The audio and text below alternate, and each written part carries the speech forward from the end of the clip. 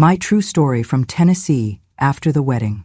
My daughter secretly put laundry detergent into my coffee machine every day to poison me and take my property. Luckily, I installed a hidden camera and handed the footage to the police.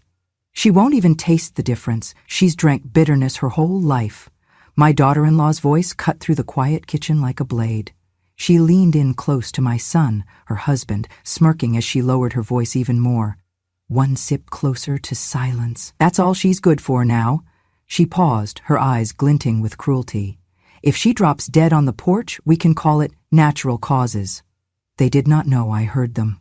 I was standing just around the corner, my hands still damp with dishwater from washing yesterday's plates. But then I froze, the sponge slipping from my fingers, and I let them have their moment. I soaked in every word. Bitterness, silence, natural causes. They thought I was too old to understand, but I understood perfectly. It had been 2 weeks since I moved in with them.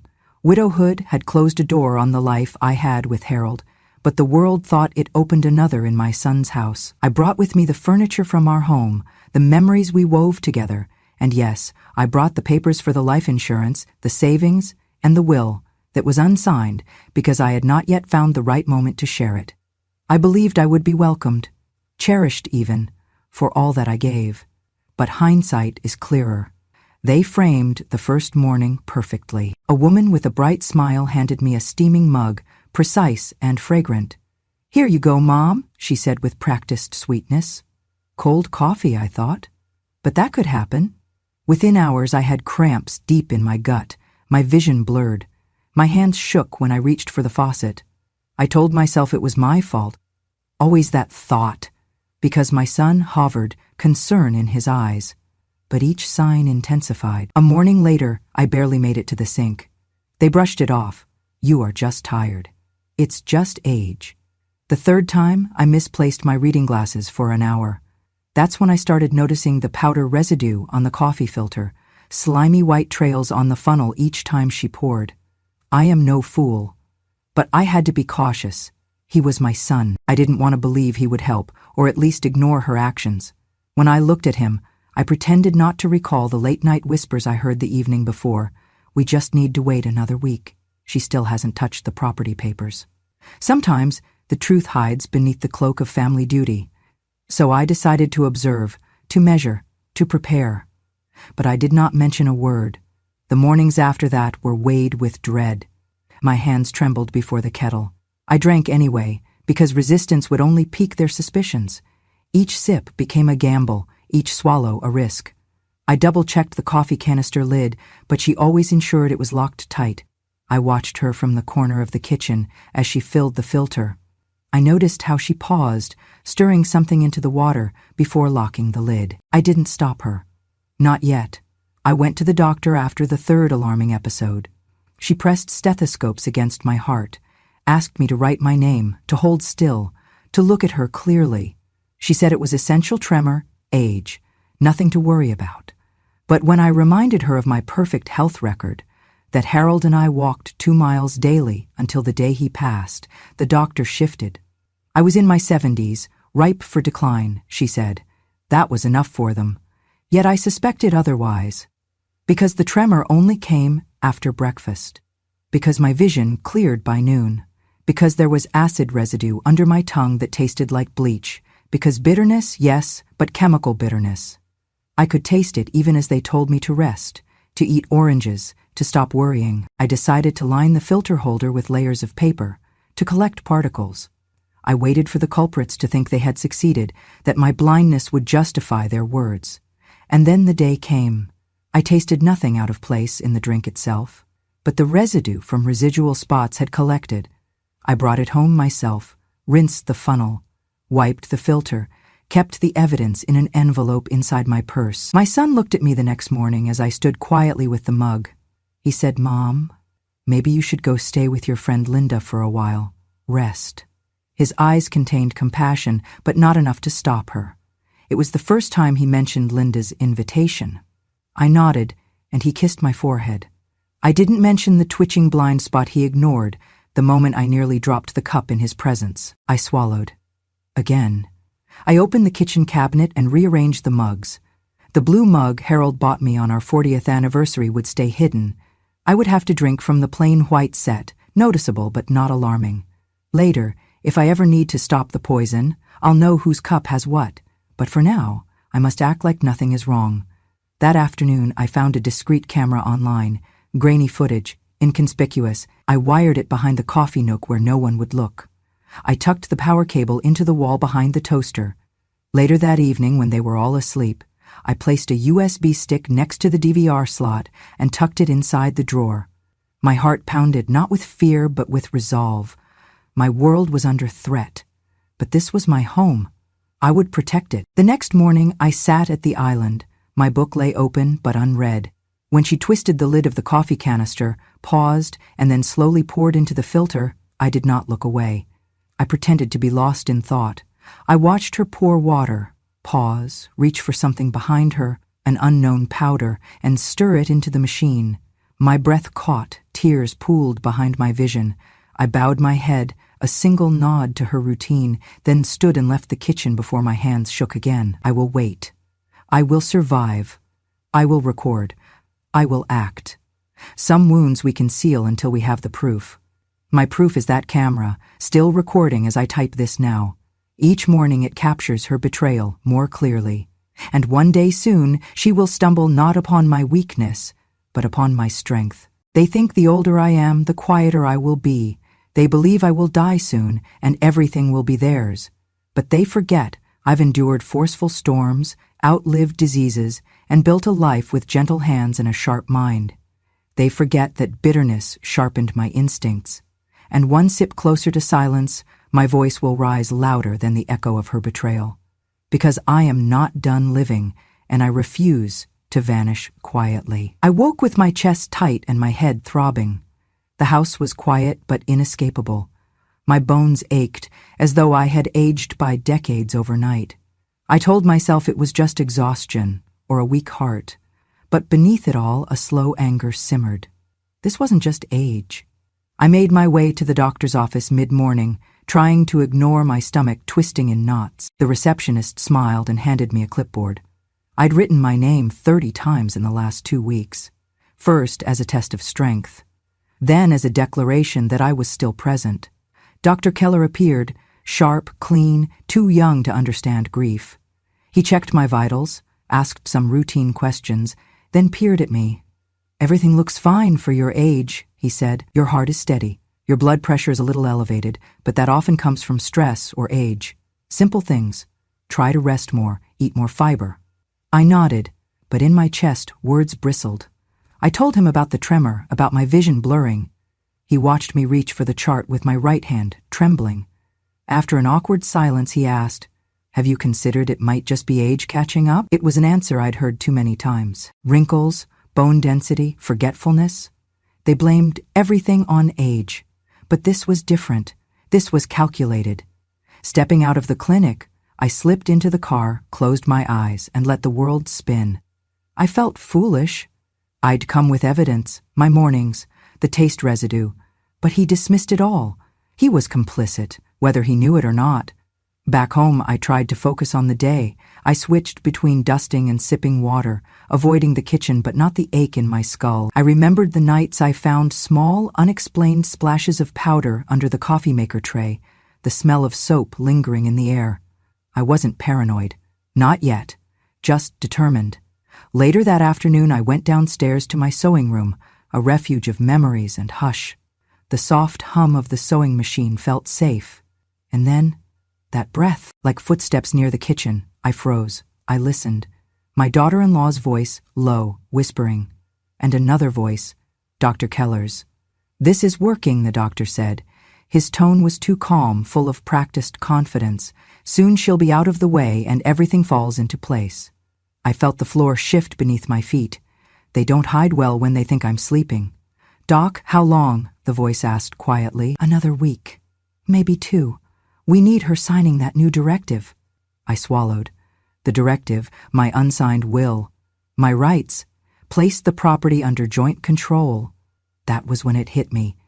It wasn't only the coffee, they were planning a takeover. I sat in the sewing room chair, hands trembling, eyes wet. Not tears, rage, fear mixed with clarity. I realized then the betrayal I thought I felt at my son's silence was eclipsed by who he trusted. Her, and the man who swore to protect me.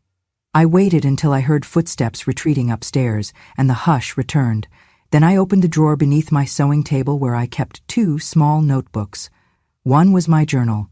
The other had all the medical records we ever compiled. I nodded to myself. Enough waiting. That evening, I took out the notebook and wrote, "Today I heard the last whispers. I own this house. I own my life. They plot to remove me, body and rights. I will not disappear." I turned off the lights and stood in the darkened hallway. The house was quiet and still, but I heard everything. The next morning, I woke early before anyone else. I dressed and made my way into the kitchen. My stomach pitched. I paused at the sink and looked into the empty mug. I reached down into my pocket and touched the cold metal of a small hidden camera, bought online that morning. It was tiny, no bigger than a button. The camera would live behind the coffee nook. I found a spot right behind the water filter unit where it could see the entire area. I installed it quickly, glancing only once over my shoulder. At first it felt like betrayal, placing a camera in my own home. But then I remembered their betrayal. My hands shook, not with fear, but determination. I taped the wire into the cabinet behind the toaster and tucked everything neatly. No one would see it. Later, when they gathered for dinner, the house smelled of roast chicken and rosemary. My daughter-in-law smiled at me across the table. My son looked distracted. I ate slowly, savoring every bite, listening to the clink of forks, the hum of conversation about weekend plans. Everything felt surreal. After dinner, I excused myself and returned to my sewing room. I opened the second notebook. I wrote, "Camera installed. First test tomorrow morning. Keep calm. Do not reveal." In my head, I rehearsed the routine. Wake early, let her pour, wait for the telltale move, then fetch the file. I would record every moment of that slow betrayal. That night, I laid awake for a long time. I remembered Harold's steady voice. I reminded myself of who I was, a woman who built hospitals with her husband, who managed finances, who cared for children and neighbors.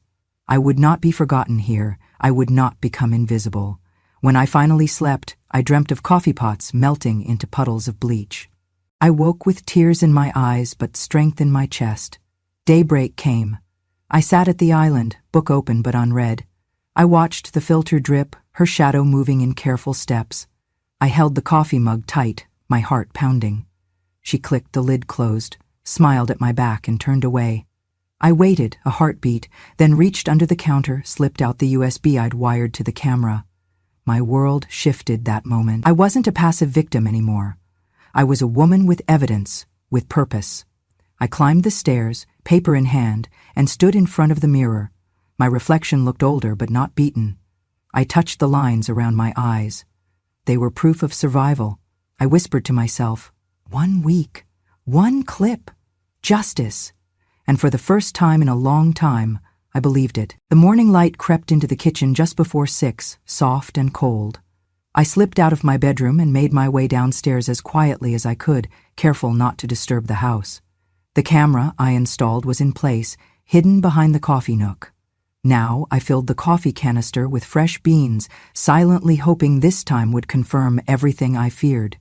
I found my favorite white mug in the top cabinet. I liked that mug because it reminded me of simpler days. Violet's baby shower, my husband's birthday, quiet Sunday mornings before the world woke up. In that soft light, I filled it with water from the carafe and set it next to the kitchen island. Then I stepped back, heart steadying. Minutes later, I heard the cabinet open, the familiar shuffle of slippers. My daughter-in-law appeared, as always, first. She didn't smile at me. She glanced at the mug, flicked her hair out of her face, turned to the filter assembly, and knelt to refill with fresh grounds and water. I watched from the end of the hallway. She paused when she heard the machine turn on. I imagined her thinking everything was normal. Then, very quietly, I heard her unscrew a small jug from behind the sink. She worked fast, poured a thick, dull liquid into the filter funnel. She tapped the jug, filling the coffee machine. Moments passed. The coffee machine whirred. She sniffed the steam rising, her face slackening. She turned and walked away as if nothing happened. I stayed hidden until the drip ceased.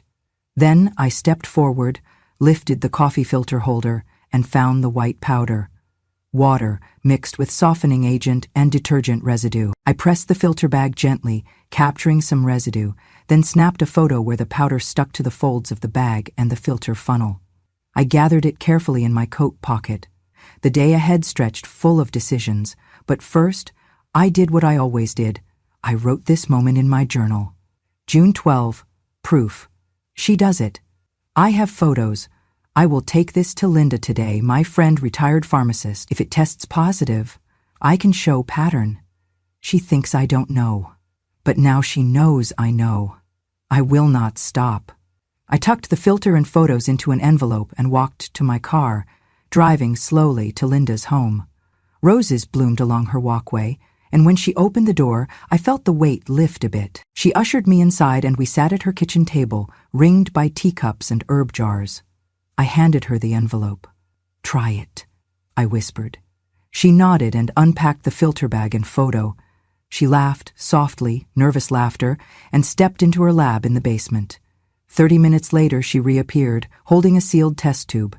"Did you spill laundry detergent on your hands?" she asked gently. I shook my head. She lifted the tube. Hundreds of parts per million of sodium lauryl sulfate, along with traces of borate. It's definitely from detergent, enough to irritate the stomach lining, enough to harm the kidneys over time. I exhaled. I almost cried, but the anger crystallized it into power. "Thank you, Linda." She squeezed my hand. "Are you going to the police?" "Soon," I said. "First, I need records. I'm starting a separate account today. No group access, no shared cards." It was the next phrase I spoke that felt decisive. "And I need copies of medical records, medication logs, the works. I want every doctor's note from the time I moved in. If I can show a pattern, it's stronger. I want undeniable proof that this isn't just age or stress. It's sustained poisoning." Linda nodded again. "I'll help however I can." That afternoon, I made an appointment with my personal banker. I had cash, a portion of savings, and I needed it off their radar. I signed papers for a private account under my name, with no joint access. The account was modest, enough to cover living all expenses independently if I needed to leave. The woman who opened the account asked, "Moving soon?" And I said simply, keeping my options open. She didn't ask more. Back at home, I returned to my kitchen. My daughter-in-law was making breakfast. She looked at me curtly. "Running errands?" she asked. "Just bank stuff. Don't wait up for lunch," I said quietly. She nodded, but something flickered in her eyes. Frustration, fear, or both. That afternoon, I collected the camera footage. I spent hours labeling each clip with date and timestamps: June 9, 10, 11, June 12. Each clip showed the same pattern, her pouring detergent powder into the coffee machine. I waited until my son went to work. Then I slipped the USB into my bag and called my lawyer, Mrs. Patterson. She picked up immediately. "Be in the office at 10 tomorrow," she said. My heart raced. Finally, evidence, legal steps, not revenge, but justice. That evening I gathered all documents in a folder: photos of residue, Linda's lab report, copies of my bank account change, filtered footage timestamps, and a letter to Mrs. Patterson. I left the folder in my room as I prepared a light soup for dinner. My daughter-in-law sat across the table, inspecting me through narrowed eyes. I ate slowly, tasting every spoonful. My son watched me, worry in his posture. She said nothing, but I felt the tension coil. She knew something had changed. After dinner, I excused myself for an early rest and went to bed. I lay awake, mind racing but confident. I thought of the next steps: meeting Patterson, filing the complaint, perhaps even preparing a family disclosure. My son might hate me, but the truth was a flame worth letting burn. I fell asleep, with clarity pulsing through me. I was no longer waiting for a question or an apology. I was standing on the proof of their betrayal. The bitterness in my gut was not age or shame. It was righteous. It was survival. When I woke the next day, I looked at myself in the mirror. My eyes felt sharper than they had in weeks. Hunger, not for food, but for truth. I smoothed the wrinkles on my blouse and stared long enough to see a woman beyond her years, a woman who refused to be erased, because a sip might kill, but vigilance saves. And the proof was in my hand. The next morning, I arrived at my lawyer's office, the folder of evidence in hand. Mercedes Patterson led me into her study, a cozy room lined with books on elder law and justice. She sat behind her antique desk and opened my folder carefully. Photos, lab report, bank records, coffee footage, all neatly labeled. After a long pause, she looked up at me. "Your evidence is strong," she said quietly, "but if we're going to prosecute, we need their motive and history. Patterns repeat." I nodded. "What do we know so far?" She turned to her laptop and began typing. A few minutes passed before she looked up again. "Your daughter-in-law, Emily Green, she was a licensed nurse at Riverside Care Home until 2009. She was fired after 3 families accused her of administering excessive sedatives to their elderly. Her license was revoked, and the facility settled quietly." My throat tightened. She never mentioned a thing. "That's not all," Ms. Patterson continued. "Your doctor, Dr. Keller, has been reprimanded twice for misprescribing. I have reports here, handwritten notes prescribing narcotics in doses unfit for elderly patients. Some families complained, but he avoided lawsuits by transferring patients." I felt bile rise. "He's the one in the clip whispering with her?" "Exactly," Ms. Patterson said. "I believe they met at Riverside during the investigation. I remembered meeting him at their wedding, his respectful tone, that quiet bedside manner, too quiet now. But there was more." Ms. Patterson scrolled through emails on her screen. "We accessed Emily's old email account before your gift and found several sent messages to your account. One is dated 2 days ago. She enlarged the contents, subjects important update, actions required. Dear Mother, please review the attached directive to amend estate documents. It maintains property rights but includes additional signatures and clarifying language, beneficial for co-management. Thank you, your loving daughter-in-law." My hands trembled as I watched the forged email address, my name at our domain. They had redirected finance through that message, I shivered. "They attached a PDF that modifies your will," Ms. Patterson explained. "Signed with your name, but the signature font is mismatched. It's digital forgery. Together they poison me and adjust the documents," I said softly, my voice steady. "They planned to lock me out legally once I grew too weak to protest." "They underestimated your awareness," Ms. Patterson said, giving me a look. "Now, we document motive, method, and collusion. That's criminal conspiracy, elder abuse, attempted murder, legal forgery, not to mention insurance fraud if she named herself primary beneficiary." My heart pounded. The gravity of their plan was larger than I'd imagined. Over the next days, Ms. Patterson pulled personnel files, incident reports, and records of Emily's firing. She subpoenaed Dr. Keller's prescription history and patient complaints. We compiled thorough documentation of motive, money, control, property access. Each exam revealed more. Emily had purchased a small life insurance plan listing herself as beneficiary, while Dr. Keller co-signed a large policy on my life. She once joked in a record, "We're covered for anything, ills or spills." At home, I stared at the forged email, wondering how many other manipulations I didn't yet know. The betrayal stung deeper, knowing they used my name to deceive the bank, the lawyer, potentially even you, the judge. That evening, I met with my accountant to untangle the forged directive. Filing amendments to the will meant proving its illegitimacy. I created a new folder labeled Solid Proof for Bank Legal Court Media. When I returned home, Emily and Dr. Keller were having dinner in the living room. Light laughter, though strained. I walked past cautiously, but Dr. Keller smiled warmly. My eyes fixed on his face, and I knew no warmth there. He saw guilt. Weeks passed. The investigation deepened, grand jury subpoenaed records. My son grew distant, jealous. He asked if he should step in. I told him to let the system work, it would speak louder than anger. Late at night as I lay in bed, I reflected on how carefully they built their house of deception. Not just poison. They had planned to erase me from the family lineage, the property, and the world. They believed they were smart. They believed I was old and fading. But they underestimated the power of memory and silence.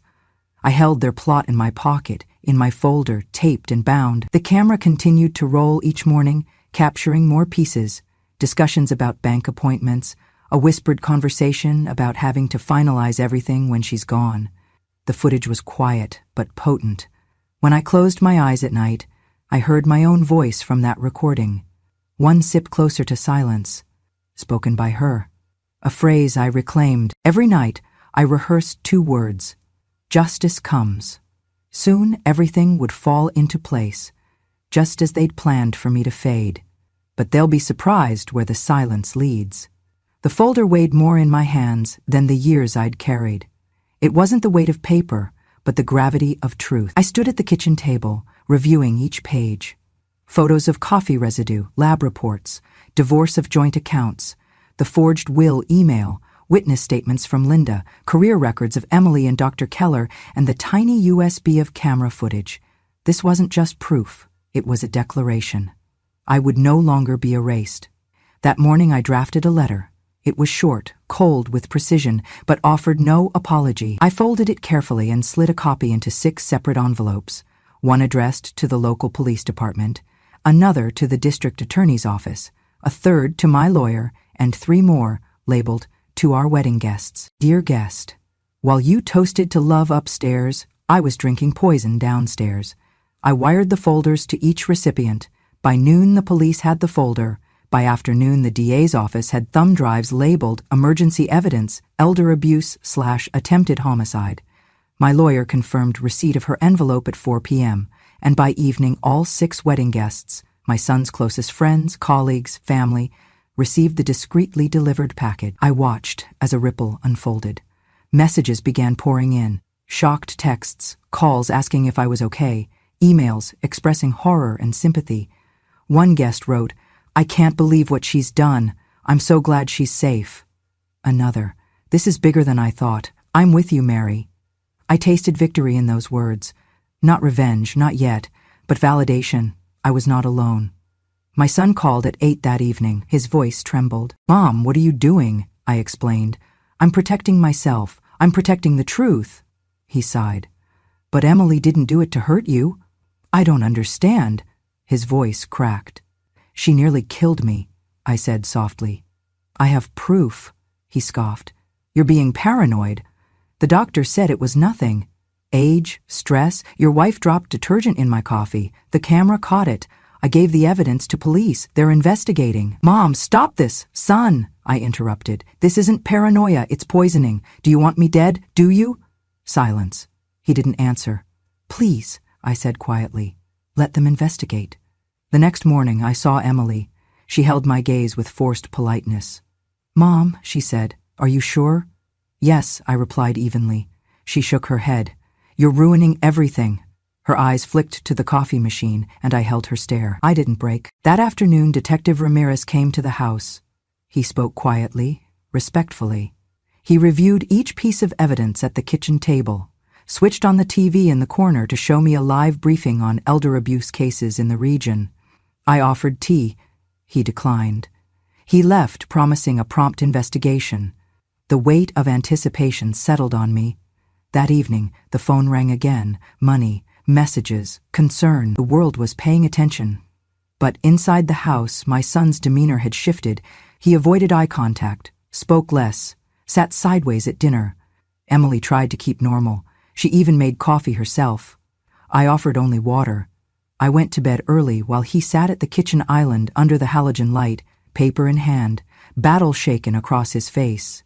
Tomorrow would bring more, but tonight justice was awake. I stood outside the courthouse early that morning, sunlight filtering through the columns of stone, casting shadowed lines across my face.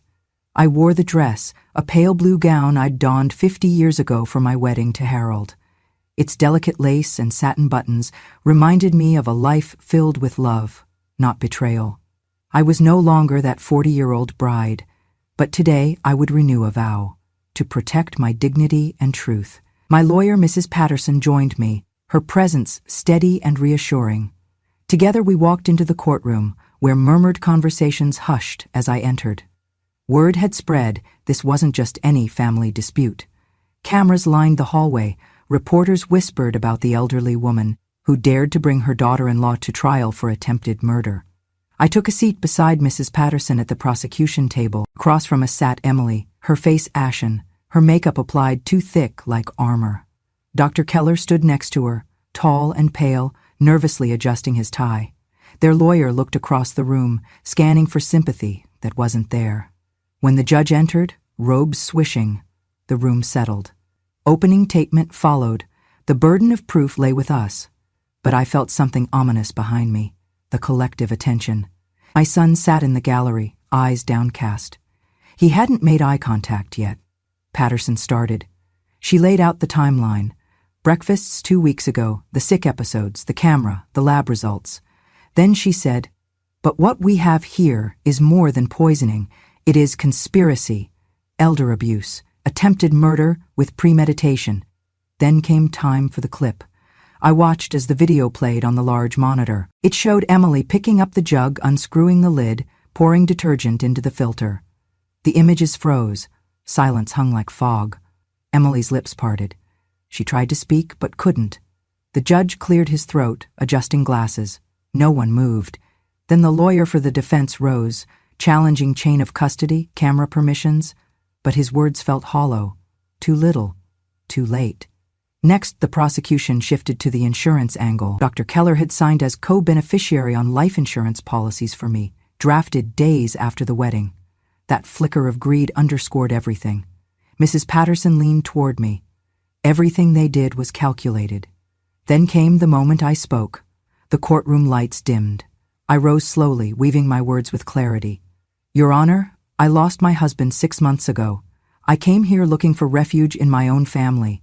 Instead, I found a slow poisoning. Every morning I drank from the same machine, believing it to be coffee. I didn't realize then that each sip edged me closer to death. She knew I wouldn't taste the detergent. She counted on my age, my quiet. She thought I'd vanish without a trace.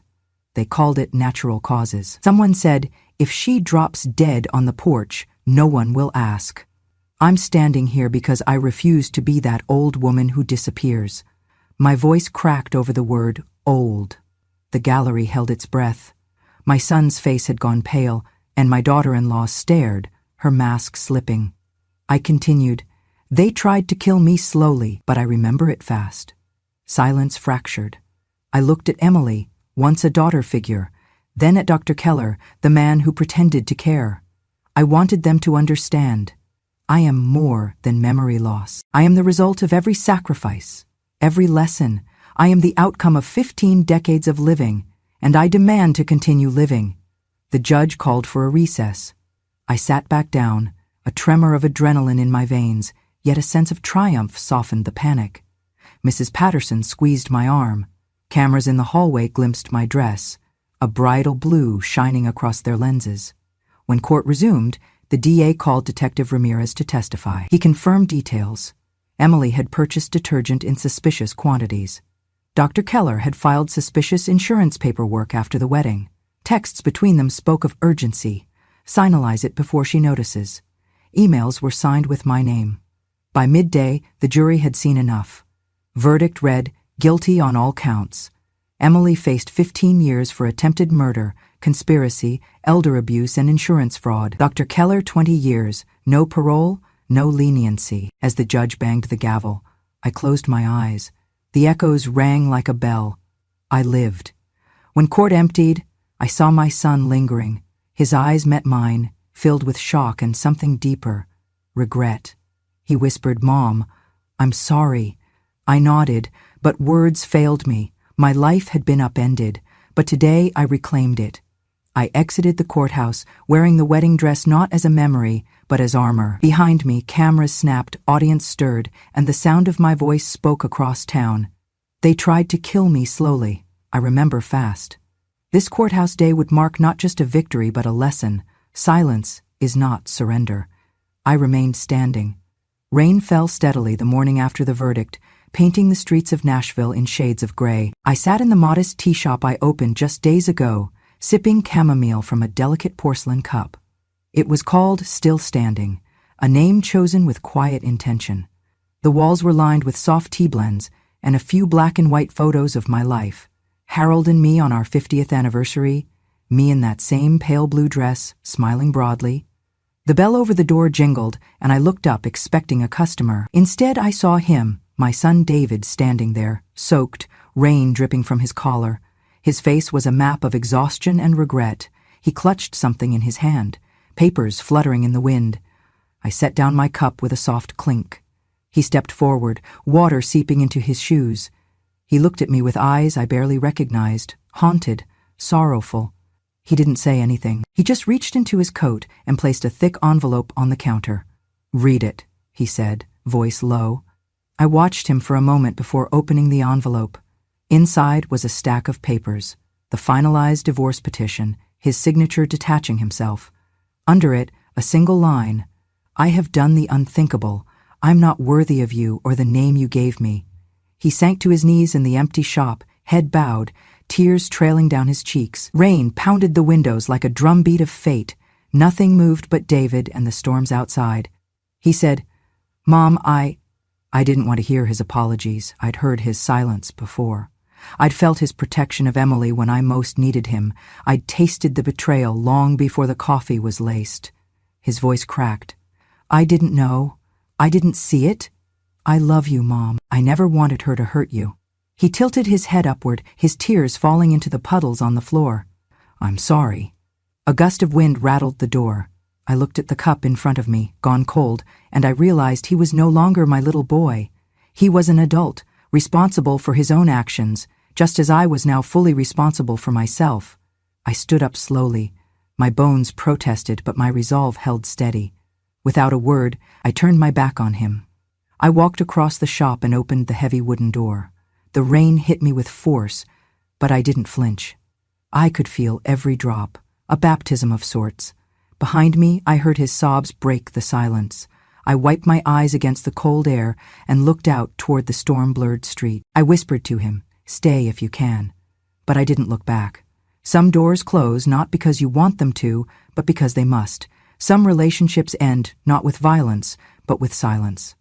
I walked away from him into the storm, not out of pride, but because peace requires distance. Back inside the shop, I closed the door behind me. The bell chimed, solemn, final.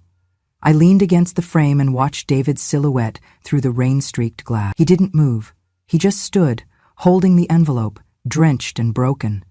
He stayed until I disappeared from view, the interior lights swimming in the reflection. And then he fell to his knees again, weeping into the envelope on the wet pavement.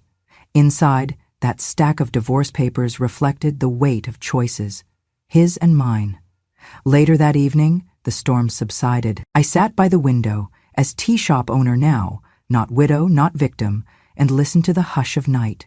I felt no triumph. Instead, I felt closure. The end of an era, the beginning of another.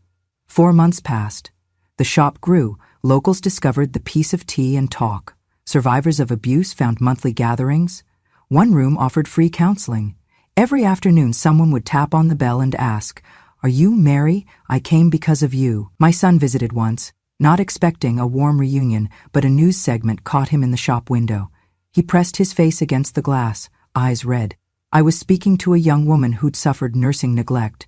They held each other's hands, tears glistening. David stayed quiet.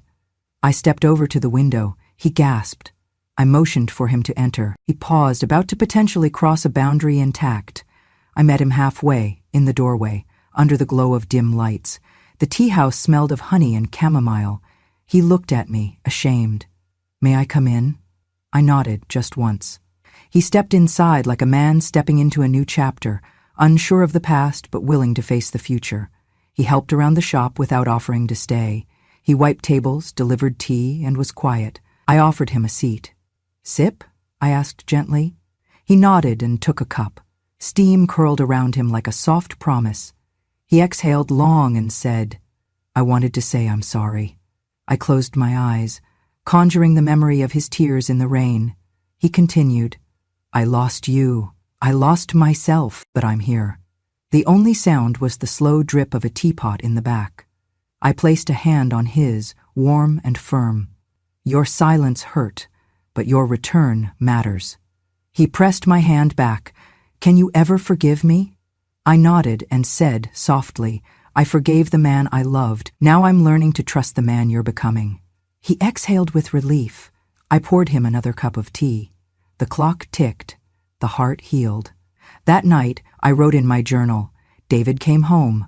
It wasn't a dramatic scene, no tears, no grand speech, just 2 cups of tea. My son returned where he belonged. I closed the shop at dusk and locked the door, but tonight I left the window open, because some wounds heal in silence and forgiveness whispers on the wind. Rain clears and sunlight stretches kindly over Tennessee's rolling hills as the auction begins outside Nashville. A peculiar buzz hums through the crowd assembled in front of a modest white tent. Hidden beneath a glass display on a small wooden pedestal sits the very thing that nearly cost me everything: my old coffee machine. It's been cleaned, polished, and affixed with a small plaque reading, "Piece of Justice." At the microphone stands the auctioneer, crisp in blazer and charm. Cameras from local news crews line the perimeter. This isn't just any sale, it's a statement. "Ladies and gentlemen," he says with gravitas, "this is the original machine from the case of Mary James, otherwise known as Coffee for the Crone. It now has a new purpose. Your bid helps open the One More Sip Center for elder survivors. First bid, $500. A hand shoots up. A reporter prompts someone to sway others. They nod. The bids climb. $1,000, 0 cents. $5,000, 0 cents. $10,000, 0 cents. The crowd leans forward. $15,000, someone calls. The energy ripples. Finally, at $32,000, 0 cents, gavel hits wood. It isn't about the numbers, it's about transformation. A vessel for poison becomes a vessel for purpose. I smile from the front row as the new owner, a local philanthropist named Harriet Spencer, raises her paddle with tears in her eyes. Cameras flash. 1 month later, I stand in the doorway of a renovated brick building a few miles away, now the One More Sip Center for elder survivors. A bronze plaque is embedded high on the facade. "If they underestimate you, let them. They'll hear you last." The plaque was my final touch. I remember who I was. Quiet, unseen. Now I want every survivor who walks through these doors to feel heard, valued, and safe. Inside, the scent of chamomile and rosemary greets you. Volunteer helpers guide new arrivals into warmly lit rooms. One room, painted a soft mint green, is designated for counseling. Another, pale yellow, is used for workshops and guest speakers. Under soft lighting, comfortable chairs gather around a low table holding fresh scones and tea. Each space carries a memory of survival and support. A local news crew draws close. The reporter introduces me on camera. Reporter: "Mary, congratulations. It's a beautiful space today. How does it feel to turn a tool of harm into one of healing?" I meet her gaze steadily. I'm no longer hiding. I clear my throat, then say, "Me. They fed me poison. I fed the world your confession." Cameras capture the line. Within hours, that phrase is splashed across the evening news. By next morning, it shows up as captions on social media, quoted in news tickers, shared in Facebook feeds. Even strangers send me messages. That line hit like a revolution. It is viral, a quiet power, a deliberate statement. A few weeks later, a young woman arrives with a shy smile. She introduces herself. "I'm Carol L. I'm a social work student. I saw your center's announcement. May I volunteer?" Her voice is warm and earnest. I nod, and together we walk through the rooms as she asks questions, sets up folders for new clients, prepares tea for an informal workshop later that afternoon on speaking when no one listens. Watching her, I think of my younger self, new to the city, learning that kindness doesn't always protect you. I ask her, "Why do you want to stay long-term?" She meets my eyes without hesitation. "Because elders deserve more than help, they deserve a voice. And because you showed me what it means to stand up." I nod, touched. That's more than any donation. That afternoon, survivors start drifting in. Women and men older than me, each carrying stories folded in their eyes. A woman whose daughter threatened nursing home placement to access her bank accounts.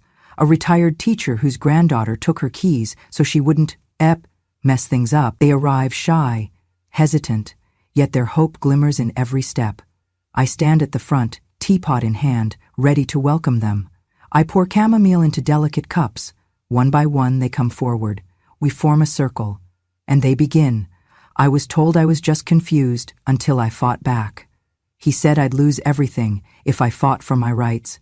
But I came today for the first time to say thank you for creating this. I close my eyes for a moment. The taste of tea, The warmth of voices, the gentle tears, it's more than I ever dreamed after my ordeal.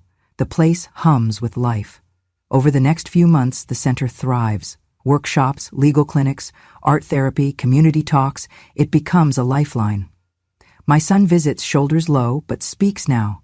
He sits, sipping mint tea, watching survivors share stories. I don't introduce him.